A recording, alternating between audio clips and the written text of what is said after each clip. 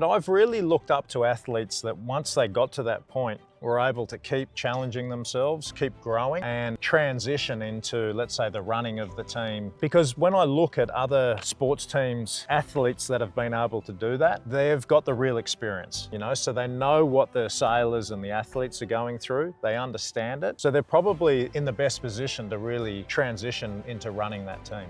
Amici, se seguite anche solo un po' il mondo della vela, il nome di Jimmy Spithill probabilmente lo avete già sentito.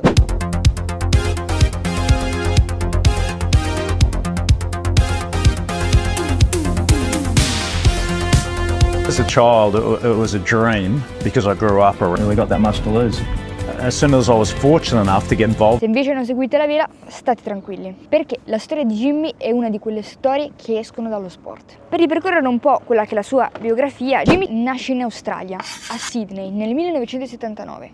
Cresce sull'acqua come tanti velisti australiani, ma molto presto si capisce che lui ha qualcosa in più, una competitività quasi ossessiva e una capacità incredibile di gestire la pressione. E questa cosa lo porta molto lontano, molto in fretta, perché a soli 20 anni entra nel mondo dell'America's Cup, che per chi non la conoscesse è la competizione più antica e più prestigiosa del mondo della vela.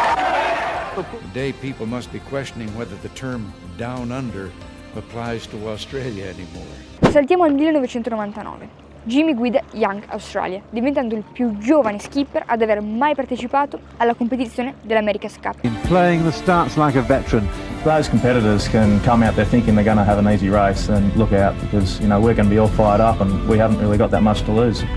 Da lì possiamo dire che inizia una carriera che lo porta al centro di alcune delle storie più incredibili del nostro sport. Perché dopo aver guidato l'Italia con Luna Rossa nella sfida di Valencia del 2007, per ripristinare la situazione precedente al fallo. Dunque attenzione. Vedi Spithill, devi stare attento qui Spithill. Spithill ha virato per dare fastidio a Dixon, che fino a un certo punto va bene, ma secondo me Spithill, stai tranquillo, il lavoro già fatto. La sua consacrazione definitiva arriva nel 2010 al timone di BMW Oracle Racing, dove riesce a vincere l'America's Cup e, pensate bene, a riportare negli Stati Uniti, dopo ben 18 anni, la Coppa.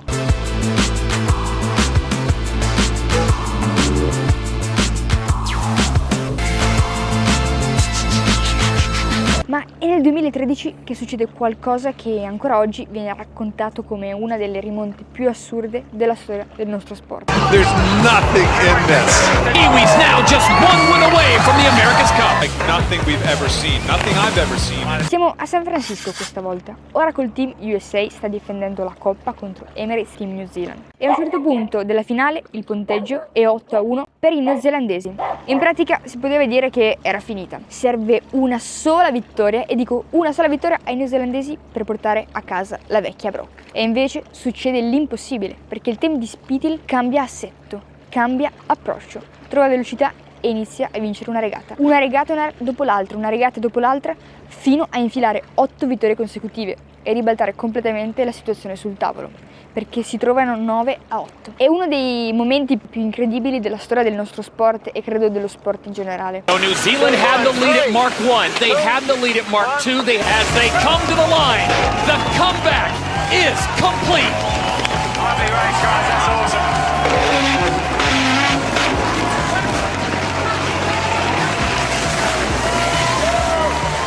Other side of the story, the final delta, 54 seconds, and for Dean Barker, Emirates Team New Zealand, the nightmare continues. Emirates Team New Zealand comes across the line with 8 wins, one short for more than a week. Their final delta in excess of 43 seconds.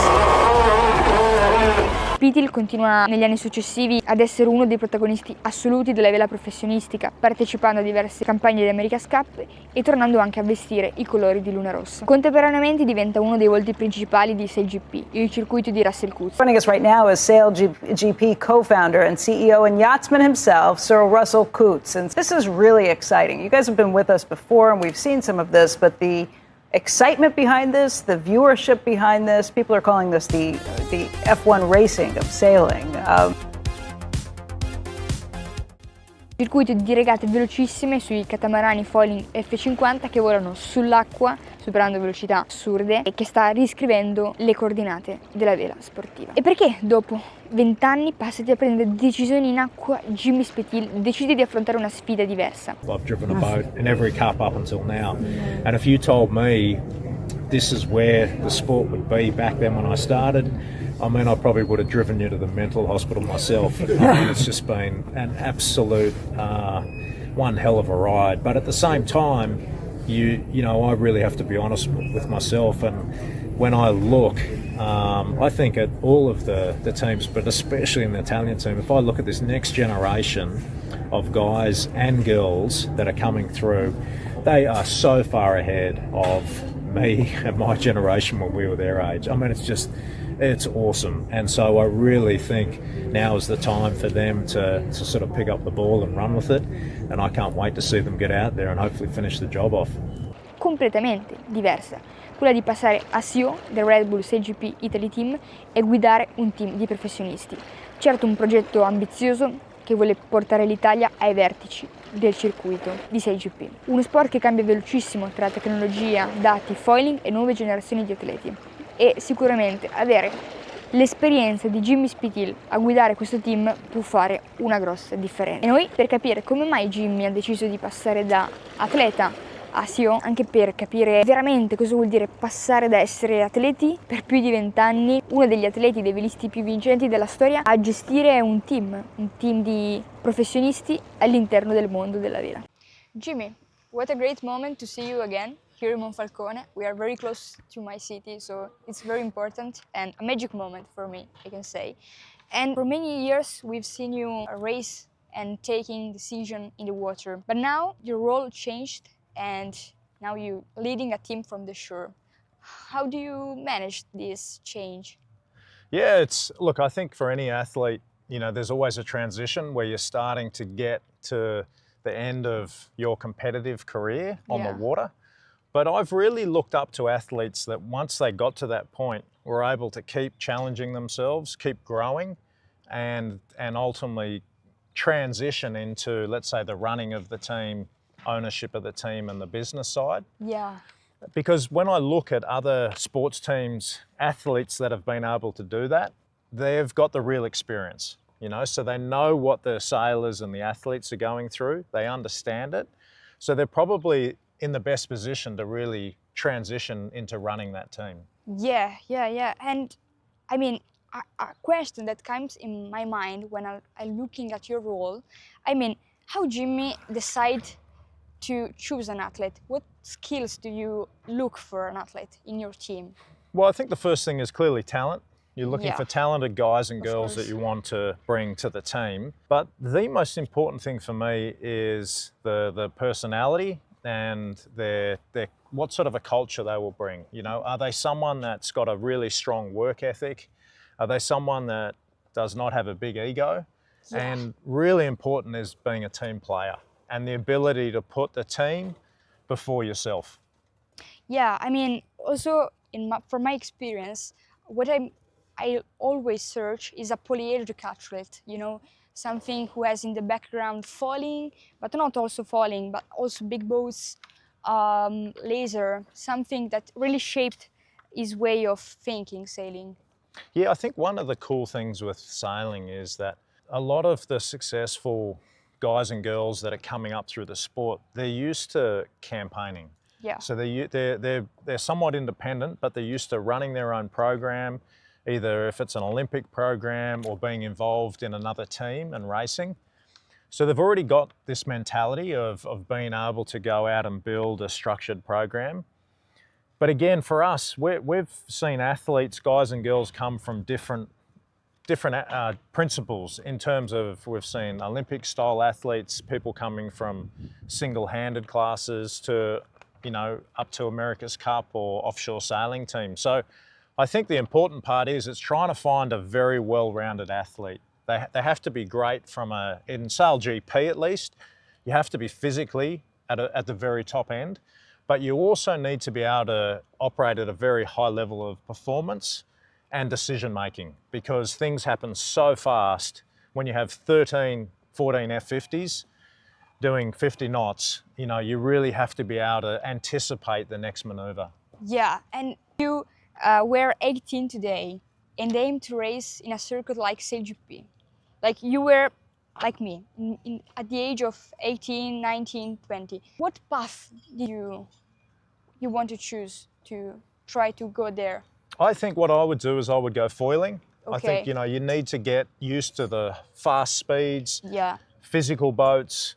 But the nice thing with foiling is that you don't need heaps of equipment. You can get a wing foil, Yeah. you could go windsurf foiling, you could get a switch, a moth. There's so many good possibilities today.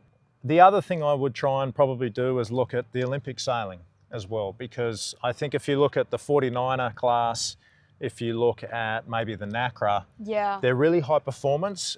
And when you look at the stars of SailGP today, a lot of them come from either foiling or they come from the 49er or the NACRA. So high performance sailing. Yeah, of course, that's the background. And that's why also I think that sailing has radically changed. Now we have foiling, speed, data.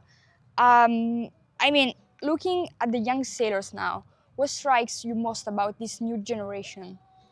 What strikes me is just how advanced they are from when I was back at their age. Like Ben Ainsley and I were joking about this the other day when we were talking, and that the level of the guys and girls coming through today are so far more educated, so much more advanced. And I think it's what you were saying. They have the data.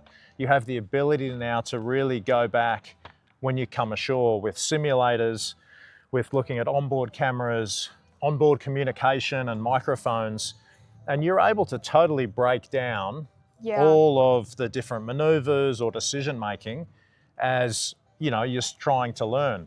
Back in the past, it was really you just had to go out on the water, spend the time, but you didn't have all those tools at your disposal, where now when you come ashore, you can really train hard.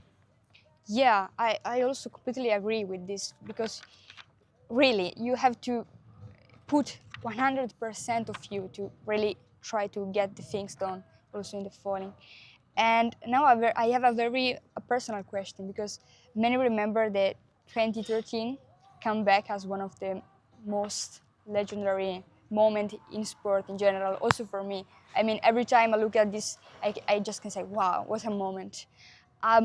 If you think now at that moment, what comes to your mind? I think it's a lesson that is so important, not just in sport, but in everyday life, in that you're going to face some difficult times and you're going to face, let's say, some adversity. And the most important thing is, no matter how tough things get, is to not give up. You know, you just have to keep fighting, and it doesn't matter how bad a race or a mistake, or just if you've just had a really tough day, you have to climb back up, pick yourself up and say, okay, let's go again. And sometimes it can be so overwhelming, like it's almost like you have to scale Everest, maybe the challenge.